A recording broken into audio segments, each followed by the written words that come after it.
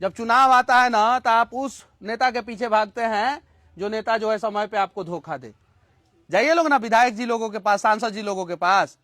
अभी 130 स्कूल है, मतलब कि कम से कम 50,000 बच्चों का भविष्य बर्बाद हो जाएगा। पार्टी की बात हटाइए, जब मधु कोड़ा निर्दलीय से झारखंड में मुख्यमंत्री बन सकते हैं जी सर, तो मनीष कश्यप निर्दलीय से बिहार का मुख्यमंत्री क्यों नहीं बनेगा? तो वही तो हम बोले हैं कि पार्टी छोड़िए, निर्दलीय से आइए। ये संविधान का नियम है। जी जी। कमाल का रिकॉर्ड बिहार ने शिक्षा विभाग में बना दिया है। 3 महीना में 4 शिक्षा मंत्री को बदल के, प्रोफेसर चंद्रशेखर, उसके बाद से आलोक मेहता जी बने, उसके बाद से प्रभार में विजय चौधरी जी थे, उसके बाद से अभी सुनील कुमार जी बने हुए हैं।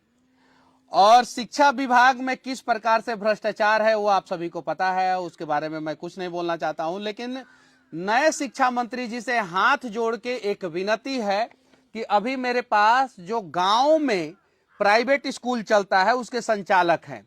इन लोगों के स्कूल का फीस जो है वो 100 रुपया, 150, 200, 300 रुपया रहता है और गरीब के बच्चों को पढ़ाते हैं।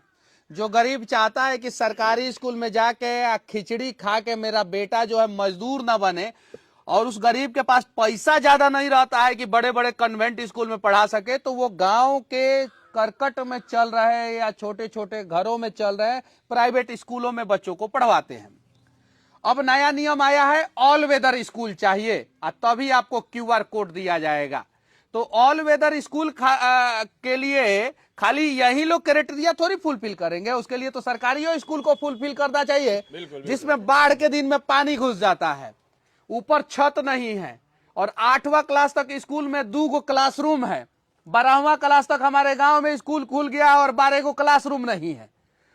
ये सिर्फ और सिर्फ बड़े बड़े जो स्कूल है, जो माफिया लोग हैं, वो लोग जो नहीं चाहते हैं कि छोटे छोटे स्कूलों से 100 रुपया में गार्जियन अपने बच्चों को पढ़ाएं और 1-1 साल बाद जो है फसल कटने के बाद जो है फीस देके बच्चों को पढ़ा लें, हमारे स्कूल में बच्चों को भेजे। इसलिए एगो नया बखेड़ा चालू हुआ है ऑल वेदर का। सरकारी स्कूल का छत गिर जा रहा है, बच्चे दब के मर जा रहे हैं, कौन है दोषी उसके लिए? ये 130 स्कूल का मेरे पास लिस्ट है पश्चिमी चंपारण का, उसमें से कुछ संचालक लोग आए हैं, इन लोगों की कुछ समस्याएं हैं। पहले तो इन लोगों को QR कोड देने के लिए घूस मांगा जा रहा है और ये लोग घूस नहीं देंगे चाहे कुछ भी हो जाए। कितना मांगा जा रहा था? लगभग 40-50 हजार के आसपास एक स्कूल से। एक स्कूल से? सही बोल रहे हैं कि गलत बोल रहे हैं? आपके बात पे कौन भरोसा करेगा? काहे कि आप सरकार में थोड़ी हैं, आप हैं सरकार में, कौन भरोसा करेगा सर आपके बात पे? अभी तक जो हमारे संचालक बंधु जो हमसे जुड़े हुए हैं, हाँ। उनके पूरे के पूरे बिल्डिंग हाँ। पक्का है हाँ। लेकिन उन्होंने भी घूस नहीं दिया है हाँ। तो उन्हें भी QR कोड नहीं दिया गया। पूरा बिल्डिंग पक्का है? पक्का है, फिर भी उनको QR कोड से वंचित किया गया है। हम बोले थे ना के पाठक जी, फिर से हम आपको चैलेंज कर रहे हैं, आप बहुत अच्छा काम करते हैं और सच में हम बोलते हैं, अरे कार्रवाई कीजिए ना जिला शिक्षा पदाधिकारी जैसे लोगों पे। मेन भ्रष्टाचार का शुरुआत शिक्षा विभाग में वहीं से हो रहा है, पश्चिमी चंपारण में है हम। एक बार कार्रवाई होना चाहिए, एक बार जांच भी होना चाहिए। हमारे कॉलोनिया में जो है शिक्षा विभाग का कार्यालय है, 12 बजे रात तक काम हो रहा है, काम हो रहा है, एक बार जांच हो जाए। हम ही नहीं कह रहे हैं, अच्छा काम हो रहा है, 12 बजे रात तक अच्छा काम हो रहा है तो भारत रत्न का एगो टुकड़ा देना चाहिए। कर्पूरी ठाकुर के बाद जो है बेतिया के जो जिला शिक्षा पदाधिकारी है उनका नाम रेकमेंड किया जाए भारत रत्न के लिए। सही है कि नहीं? बहुत अच्छा काम कर रहे हैं शिक्षा विभाग में, और नहीं कर रहे हैं तो कार्रवाई किया जाए। हम ही थोड़ी बोल रहे हैं कि वो भ्रष्ट है, हम बोल रहे हैं कि अगर ईमानदार हैं तो भारत रत्न का एगो टुकड़ा कर्पूरी ठाकुर के बाद उन्हीं का नंबर लगा दिया जाए। अगर ईमानदार नहीं है तो कार्रवाई किया जाए। 130 स्कूल का लिस्ट है मेरे पास, देखिए ये देखिए पूरा 130 स्कूल का लिस्ट पूरा। इसमें से बहुत सारे लोग नहीं आए हैं, लगभग मझौलिया के ही हम लोग मिले हैं, लगभग मझौलिया के ही स्कूल के संचालक, क्योंकि कल रात में बातचीत हुआ था। अब कमाल की बात यह है कि मार्च 18 तारीख हो गया, जैसे अप्रैल आएगा गार्जियन आएंगे, टीसी दीजिए, और इन लोगों के पास QR कोड नहीं है, टीसी नहीं दे पाएंगे, बच्चा का भविष्य बर्बाद हो जाएगा।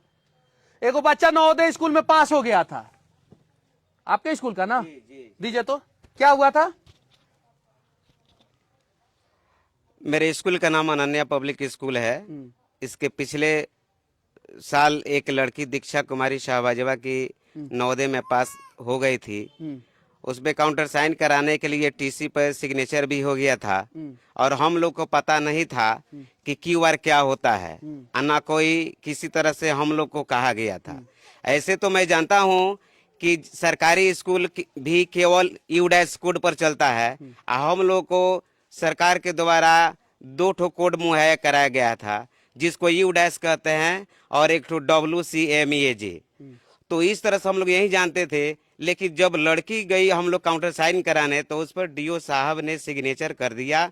लड़की को पूरा डॉक्यूमेंट्स जो है भेज दिया गया नवोदय में, जवाहर नवोदय विद्यालय में।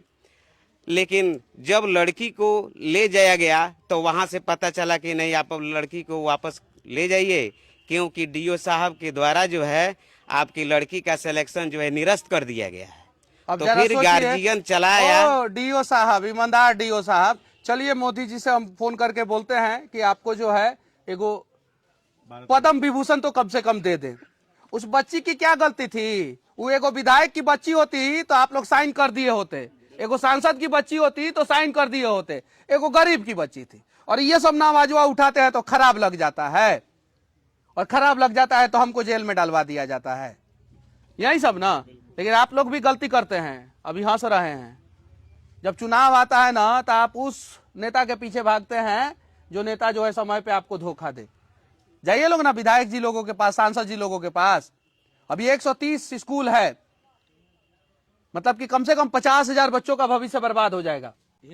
कम से कम 130 स्कूल में कम से कम मिनिमम 50,000 बच्चों का भविष्य बर्बाद हो जाएगा। अगर 500 एवरेज पकड़ा जाए, 400 एवरेज पकड़ा जाए, 300 भी एवरेज पकड़ा जाए, 50,000 बच्चों का भविष्य बर्बाद हो जाएगा। 50,000 बच्चों का भविष्य क्यों बर्बाद होगा भाई? आज जो नियम लगाना है, आज से इंप्लीमेंट करना है, उसकी शुरुआत 3 साल पहले से कीजिए कि हम 3 साल बाद हम ये तुमसे ढूंढेंगे और किसी भी हाल में ढूंढेंगे। आज रात में करते हैं और अगले दिन से ढूंढना शुरू कर देते हैं और बच्चों का भविष्य बर्बाद हो जाता है। और हर साल बिहार में कम से कम मजदूर के कम से कम 5 लाख बच्चों का भविष्य बर्बाद होता है। वो चाहे सर्टिफिकेट में अनियमितता हो, नाम गड़बड़ हो, सरकारी स्कूल का रजिस्ट्रेशन गड़बड़ हो, या वित्त रहित कॉलेज में बर्बाद हुआ, यूनिवर्सिटी में बर्बाद हुआ, या प्राइवेट स्कूल में इस प्रकार से बर्बाद हो।